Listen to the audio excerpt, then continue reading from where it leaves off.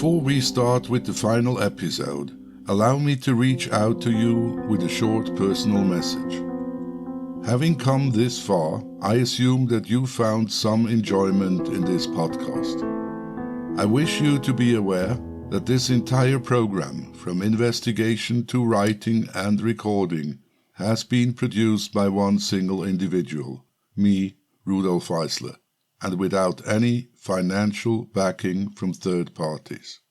Over the course of more than 1 year, I have engaged in relentless research, travels, conducting interviews, buying recording equipment, and devoting countless hours to the recording process, all of which have incurred a considerable financial investment and consumed vast amounts of time.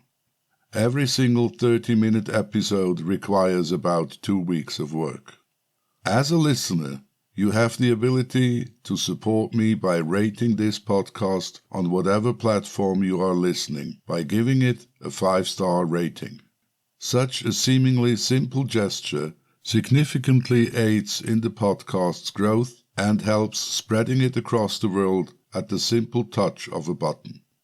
And if you find these 4 hours of complimentary entertainment deserving of financial contribution, you even have the opportunity to make a donation on the website thecrystalcavemurders.com. I assure you that this would be highly appreciated and serve as an encouragement and investment for me to move ahead with my forthcoming true crime podcast ventures. Thank you very much for understanding.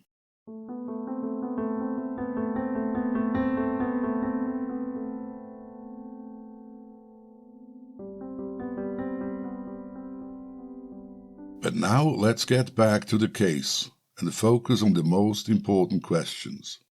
What happened on that Saturday in July 1982? Who murdered the 2 teenagers? Where and why? And maybe you will be, after listening to 7 30-minute episodes, disappointed hearing me say, we don't know. So if you are frustrated now and switch off the podcast, I don't blame you. But if you are keen to hear of the possible scenarios, and if you are prepared of making the effort to come to your own conclusions, then stay tuned.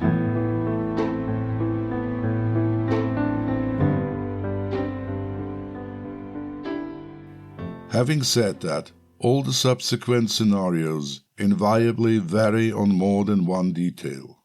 All scenarios are mere speculations. For a pragmatic approach, there are a few open questions that we simply cannot answer with certainty, but that are instrumental to consider when trying to explain what happened. The question of how the girls were murdered is, as tragically as it may sound, of minor importance. In determining the events, the important question is, were the murders committed by the Crystal Caves or elsewhere? If we wish to find out what happened on that fatal Saturday in 1982, it would be fair to assume that it was not a premeditated murder, because, as explained earlier, no scenario, with the exception of one which I will explain shortly, assumed that the teenagers would be where they were at that particular time and day.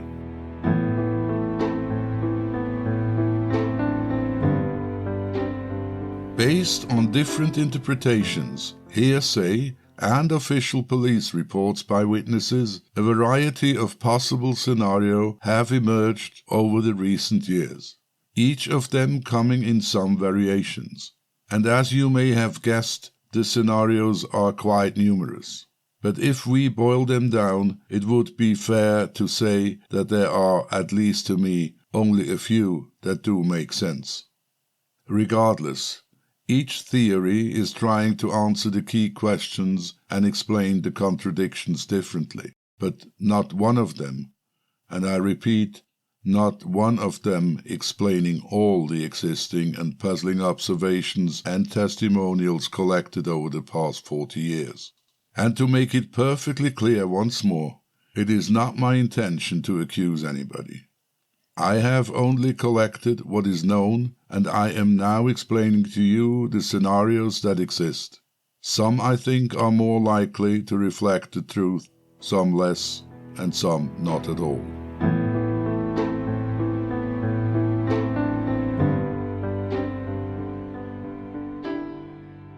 My name is Rudolf Eisler, and this is The Conclusions, the final episode of the Crystal Cave Murders, an investigative true crime podcast by Playground Media Productions. All interviews were recorded in German and translated into English. All voiceovers were done by speakers that are not related to the case. All individuals mentioned in this podcast must be considered innocent and cannot be prosecuted or convicted, as the 30-year statute of limitation for murder in Switzerland was reached in 2012. The presumption of innocence applies. And finally, all episodes were written without the assistance of ChatGPT or AI.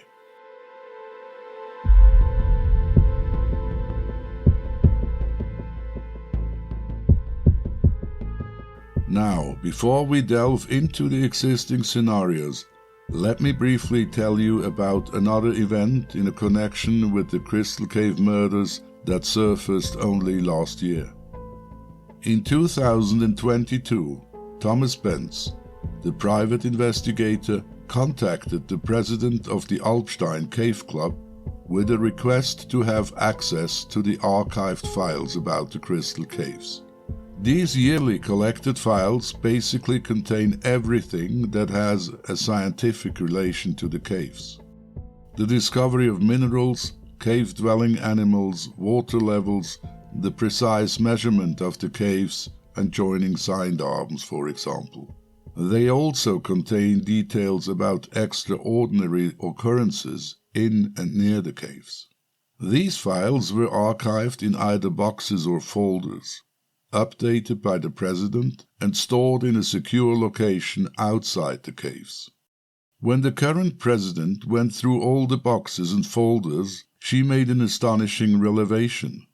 The files of 1982, the year when the double murders occurred, were missing. Where had they gone? To find out, I called the current president. According to her, only the president and the representative of the community of Koppelwald have access to the files. There are only two possibilities, she explained. Either someone deliberately let them disappear, or they were handed over to the police in the course of the investigations and were never returned. The president of the Alpstein Cave Club in 1982 had left Switzerland in the early 90s and has meanwhile passed away. He was a close friend of one of the four cave guides that initially was also a suspect. There is even an account that these two men were involved in the hiding of the bodies and covering the president's two teenage sons that frequently hung out by the caves and were involved in the disappearance of the girls. But since this theory is based on hearsay only, and not supported by any facts or evidence at all, it is difficult to elaborate. But then again, this does not necessarily make it less likely to be true.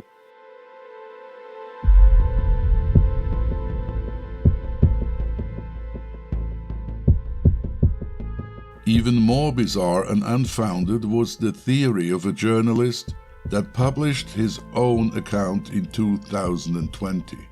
According to him, the bean-peeling farmer that before his retirement was a qualified engineer was suspected to be involved. According to the journalist, the girls being lost at the crossroads went to his house to ask for directions and to call their parents. The encounter then ended with the girls being killed and the engineer disposing the bodies by the Crystal Caves after having them stored briefly in either his cellar or garage. Supporting his conclusion was, among others, the fact that the engineer, due to his working experience, was familiar with moving heavy objects. In an interview, the engineer mentioned that the heavy slab of stone could have been easily moved even by a single person. simply by using a special pulley device, such as the one he owned. To me, this is the least comprehensible of all the theories, and not surprisingly supported by not many besides the author.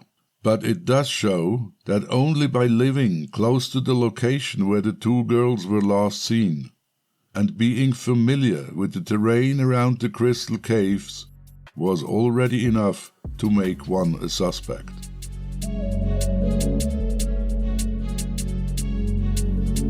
The same was of course true for the architect, but in his case additional facts connected him much more seriously with the double murders. And even though having been found not guilty in a trial in 1987, he remains a prime suspect to this day.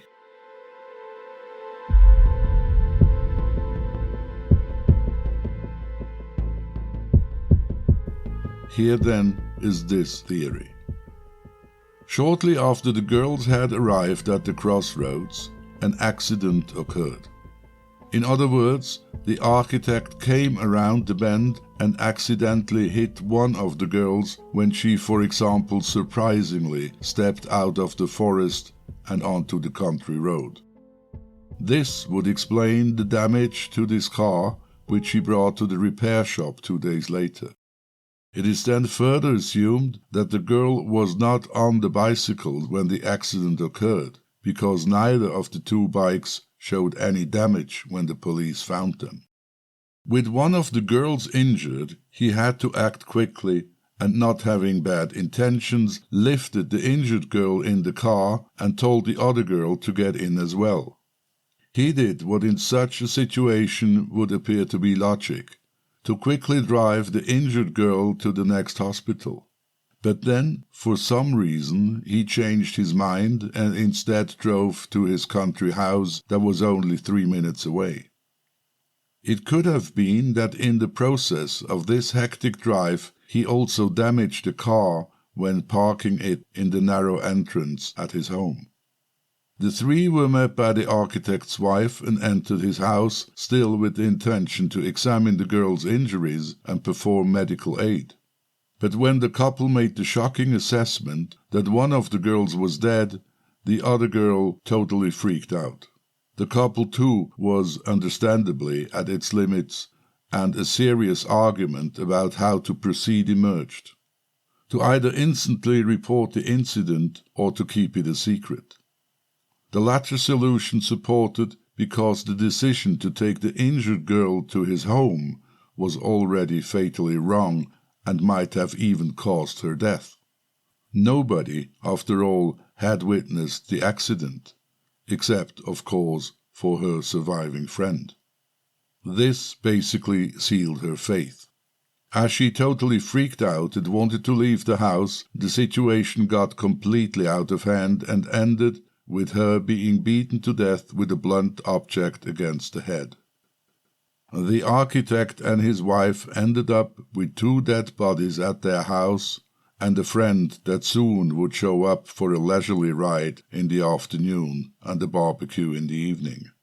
Hence, so the theory, the girls were hidden in their house, and while the architect went for the ride with his German visitors, his wife eliminated eventual traces. The dead bodies were only later disposed of and concealed by the Crystal Caves. When questioned by the police many weeks later, the architect conveniently used his meanwhile reported memory loss he suffered from the riding accident as an excuse to being unable to give a detailed account of the days when the girls disappeared. As explained in episode 6, I have met the architect and his wife, and I seriously doubt that this is even close to what happened. Of course, it would explain why the teenagers left their bicycles and belongings at the crossroads, simply because it was an emergency and there was no time for such details. And yes, of course, the architect was familiar with the area by the Crystal Caves, and yes, the car was damaged and brought to the repair shop shortly after. But is this really enough? In my opinion, a great many things don't add up. First of all, it is one thing to cause a fatal accident, no matter if guilty or not, and to murdering someone. One has to be rather cold-blooded to decide on that path. Secondly, assuming he ended up with 2 dead girls in his house, would he really be so silly as to hide them a mere 50 meters from his house by the Crystal Caves on his own premises, a place that he knew is frequently visited by tourists and cave guides? Would he not have loaded the bodies into his car and driven to a remote location to bury them there? Furthermore, would not either he or even his wife, while he was out riding, have returned to the crossroads to collect the bicycles, swiftly put them in the horseback trailer and make them disappear? And finally, would he really have gone to the police a few days later and reported a totally made-up observation, having seen a car crossing him at great speed?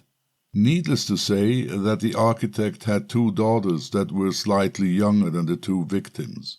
I talked to the architect repeatedly on the phone, and I had met him personally. When I left, I was convinced that he has nothing to do with the murder, and frankly, I have not changed my opinion to this day.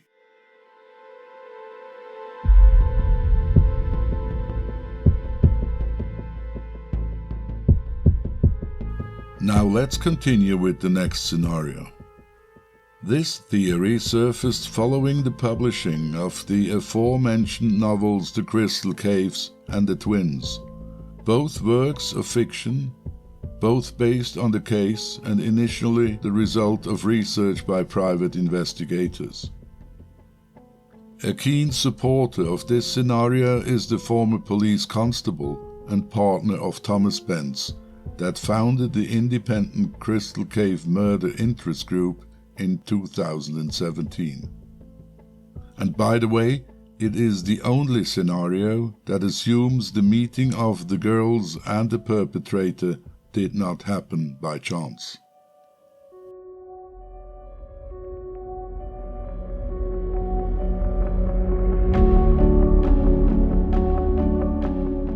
During the time of the disappearance of the 2 girls, an attractive 30-year-old teacher and ladies' man owned a flat in Senwald, a neighboring community of Oberriet, about a 10-minute drive by car from the crossroads.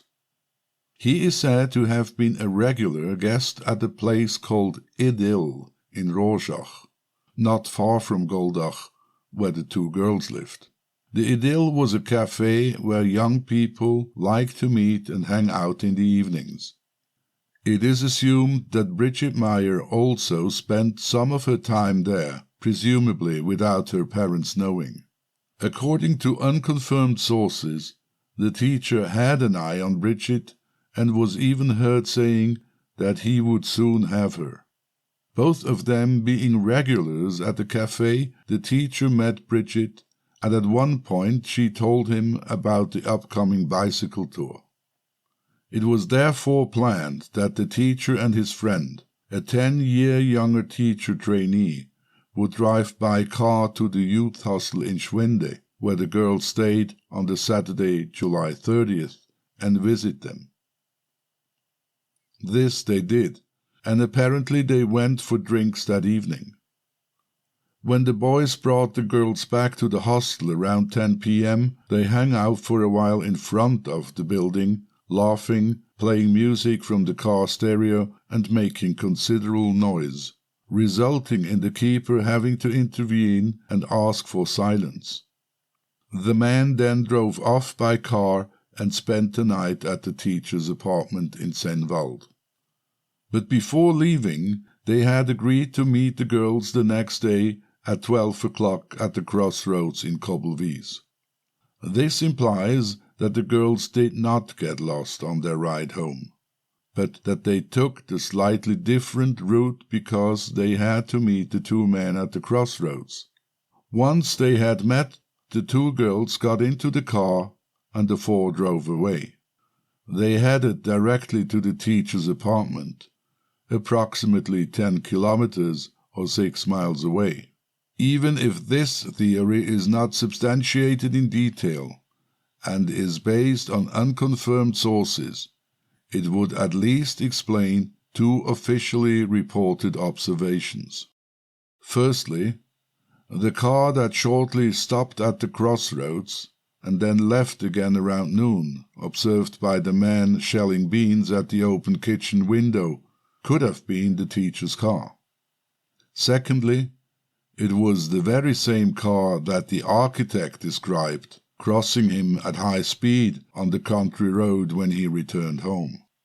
What it also explained to some extent is the girls leaving behind the bicycles, including their belongings. This if one assumes that the two men did not tell the girls that they were going to his apartment, but perhaps only to the next village for a drink and a snack, returning to the crossroads shortly. So far so good, but from now on the story becomes somewhat less convincing and more bizarre. Finally, at the teacher's flat, sexual assaults by the older teacher occurred, including the eventual administration of drugs. The encounter finally got completely out of control and ended with the death of the two girls. How exactly, no one knows.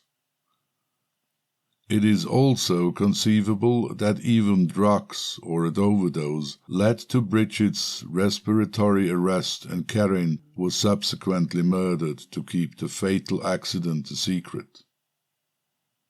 In any case, is one to believe that version, by the end of the day, the two girls were dead and the two men had a serious problem.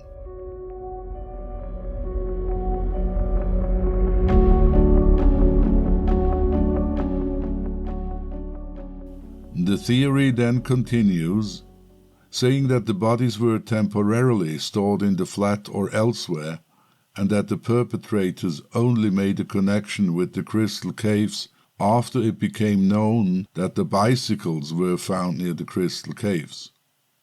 The perpetrators then decided that it would make sense to hide the bodies in the very same area in order to take them out of the spotlight and instead plant the red herring among the cave guides. They then waited until the police search was completed and disposed of the bodies in a nightly action. Some sources even suggest that locals familiar with the area were involved. It is unclear how familiar the two teachers were with the area around the Crystal Caves, but it can be assumed that both had visited them before. I personally find it very unlikely that they would have shared the murder, even if they declared it having been an accident with a third party. And as in the previous scenario with the architect, why did they not collect and dispose of the bicycles? They certainly knew that they were left behind at the crossroads. The teacher died in 2017. His younger friend from an influential, well-situated family living in Goldach, where his father was a political heavyweight in 1982, is still living and teaching. In 2019, when this version was first brought to the attention of the public and his name appeared, the now 62-year-old man, meanwhile professor of history, had filed a complaint against the private investigator representing this version. He won the case, and the accused had to pay a relatively moderate fee for public defamation.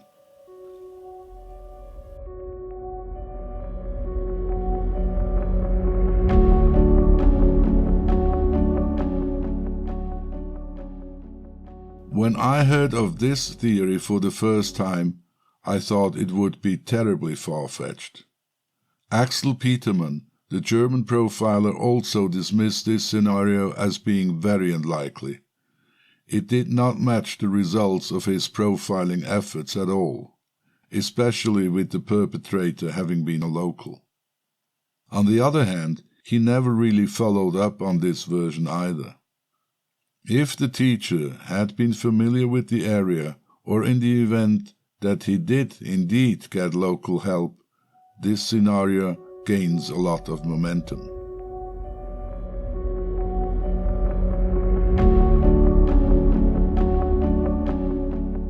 And with this we get to the final theory, which to a large extent I have developed based on my research and experience during the last year and more. And yet this version too does not answer all the contradictions and questions, but more than any other it explains in a most comprehensible and logic way the possible occurrences of the day. I must make it clear one more time that it is still nothing more than speculation.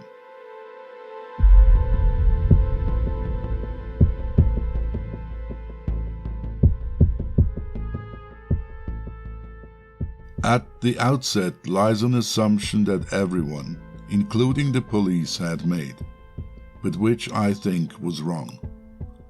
Everybody that looked at the geographical situation and the map would quickly notice the approximate distance from the crossroads to the Crystal Caves, and furthermore how they could be best reached.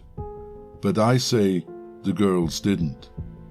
The tourist map they were given at the youth hostel was certainly not detailed, since it covered the entire area of the canton. It is therefore very likely that it did not show the Crystal Caves. So when they finally arrived at the crossroads, and not having noticed a sign to the caves at the Fox Place, that according to existing information had been damaged and not been clearly visible, on the downhill ride in the forest, they finally stopped at the crossroads and looked at the road signs. One of them reading Crystal Caves, pointing back into the forest and the road they had just descended. But what it did not indicate was a distance or a walking time. Nor was this information available on the large information board installed at the crossroads like today. The girls were curious as they read this and thought that the Crystal Caves are maybe only a short distance away. It could be an interesting place to visit. They were in no hurry. It was only noon, and to reach their home would not take more than 2 hours. So they parked their bicycles by the roadside, leaving their stuff on them because they only wanted to check out how far it would be to get there. Maybe it was only a 5 or 10 minute walk. They set out walking along the road and back into the forest. Taking this road, the distance to the caves is just about 3 kilometers, which, considering the beginning being an uphill walk, would take approximately 45 minutes. But then again, the girls did not know that. After a certain amount of time and distance, the cave guide, an innkeeper, being on duty that day, passed by them on his way to the caves. He stopped, or they even flagged him down, asking if he knew how far away the caves would be. He explained that they were lucky because he was not only a cave guide but also on his way to open them. Furthermore, he could give them a tour if they were interested and offered them a ride.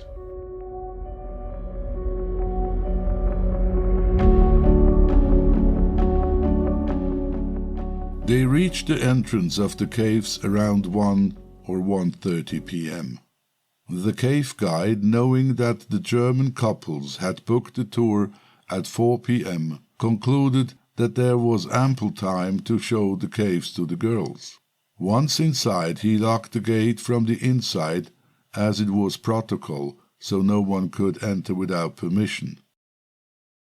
During that tour, things must have gotten completely out of hand, resulting in the sexual assault and murder of Bridget and the subsequent murder of Karin, that panicked and tried to flee, but only reached the locked iron gate.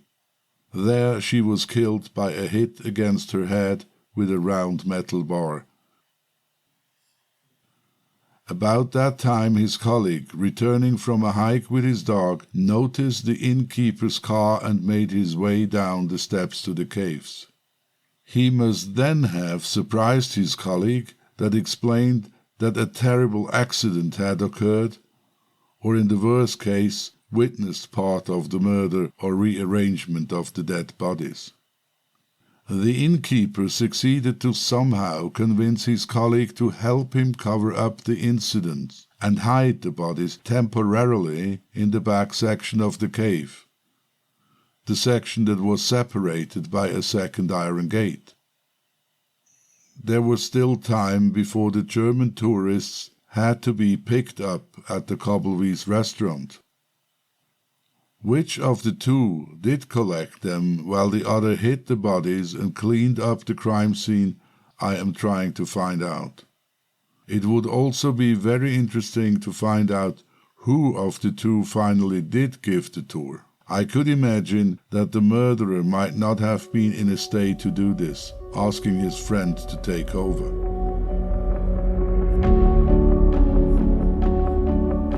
Knowing this would be absolutely crucial to support this scenario.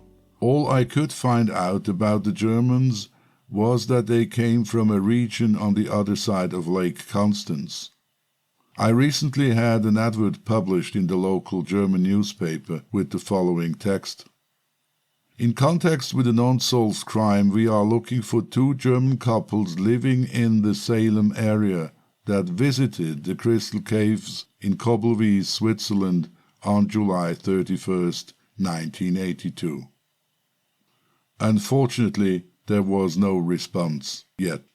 So once the tour took place and the Germans were gone, they left the bodies hidden in the rear section of the caves and returned at night with ropes and the necessary gear to upsile and hide the bodies, cover them with stones and a heavy slab of rock. The overweight innkeeper could under no circumstances have accomplished this on his own, but together with his colleague, it was doable. Admittedly, also this version has one weak aspect. Why would the cave guide that surprised the innkeeper help him cover up a double murder? Or even an accident? Frankly, I don't know. But maybe there was something between these two men that nobody knew. Or even worse, the visiting cave guide in some way witnessed or even participated in the murder.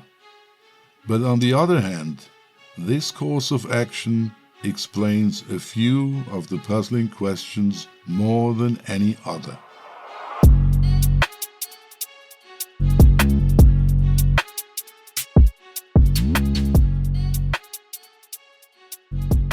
The presence of the writing utensils found by the body of Bridget.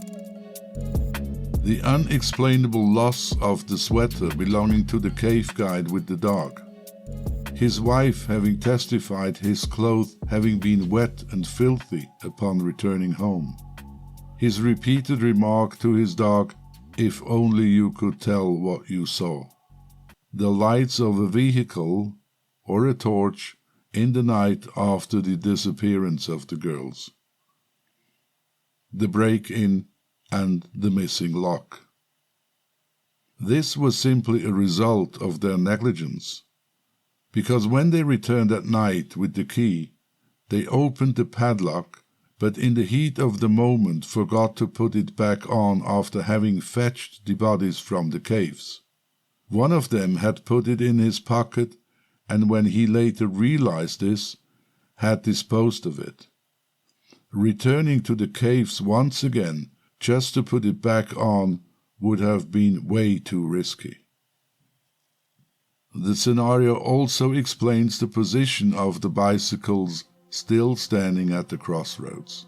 And with regard to often mentioned two different locations, or the leaning versus the standing, I think that the observation of the mother was unintentionally not correct. When they returned between 9 and 10 p.m., it must have been already dark. According to my research, sunset was at precisely 9 p.m. so the bikes could easily appear as leaning against the trees when in reality they were on their stands in front of some trees.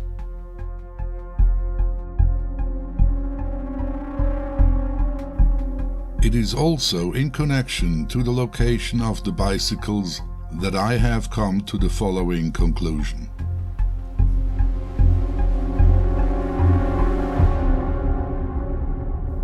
I am of the opinion that if the perpetrator had known that the bicycles belonged to the teenagers, he would have made certain to make them disappear. But they were not removed or touched, simply because when the innkeeper met the girls on the forest road, they were without bicycles. In other words, he did not know the girls were traveling with bicycles. Instead, he thought they were on a hiking trip.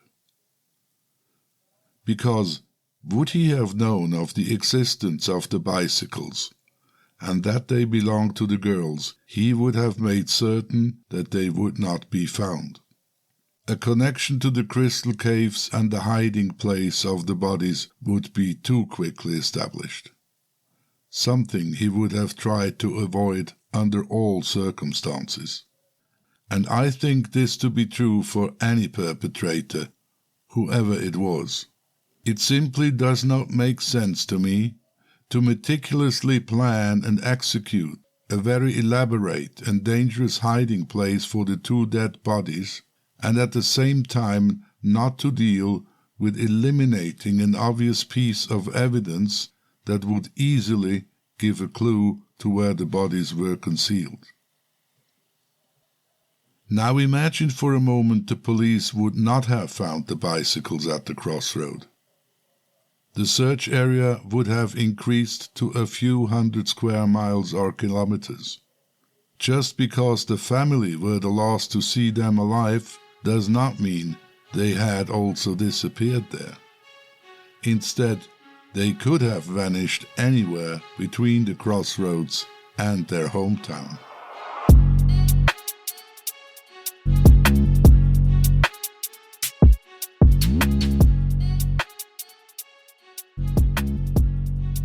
And just for the record, the innkeeper cave guide was questioned only 2 or 3 times by the police. Shortly after, he quit his commitment at the restaurant and left the village. He later worked at the cheese dairy company and then at the brewery. He never talked about the case to anyone. Instead, he hired a lawyer to protect his person whenever approached or connected to the case. The other cave guide and dog owner took to the bottle, was frequently seen alone with his dog at the Crystal Caves, and passed away in 2008. A broken man, the constant suspicions and accusations had taken a toll on him. Today, in 2023, the case has still not been solved and is far from forgotten, especially in the area where it happened. It last surfaced when the Cantonal Council of St. Gallen invited the Federal Assembly to amend the Swiss Criminal Code so that the statute of limitations for murder would be raised from 30 years to non-limitable. The Crystal Cave murders serve as a perfect example that especially murder cases that date back decades would be solved due to the latest and now common forensic developments. Regardless, the Crystal Cave murders will not soon be forgotten, and neither the 2 girls, Karen Gattaker and Bridget Meyer, that lost their lives much too early and under such terrible and unsolved circumstances.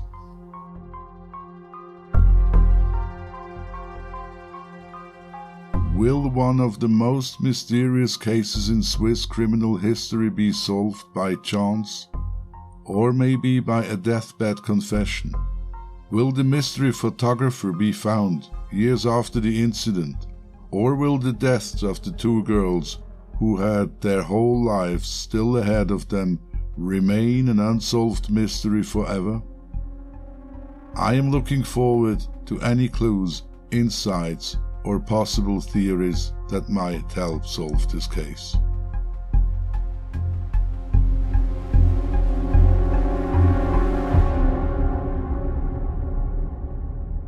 So there it is, the conclusion of the conclusions. Episode 8 of an investigative and intriguing true crime podcast. That is, for the time being. As I write this, quite a few investigations, responses, and additional interviews are still pending. So it is quite possible that in the near future there will be new revelations available. Needless to say that I will share those with all of you. So stay tuned, click the follow button, give it a positive rating, leave a comment or ask a question. All these options being available on the Crystal Cave Murders website. Finally, I wish to thank you all for listening and sharing my podcast. After all, it was the reason it was made. This was the final episode, the conclusions of the Crystal Cave Murders. Please do visit our website at thecrystalcavemurders.com for additional information, including maps, photographs, videos, and details on how to support the makers of this podcast. My name is Rudolf Eisler, and this was The Crystal Cave Murders, an investigative true crime podcast brought to you by Playground Media Productions. Available on Apple Podcast or any platform of your preference.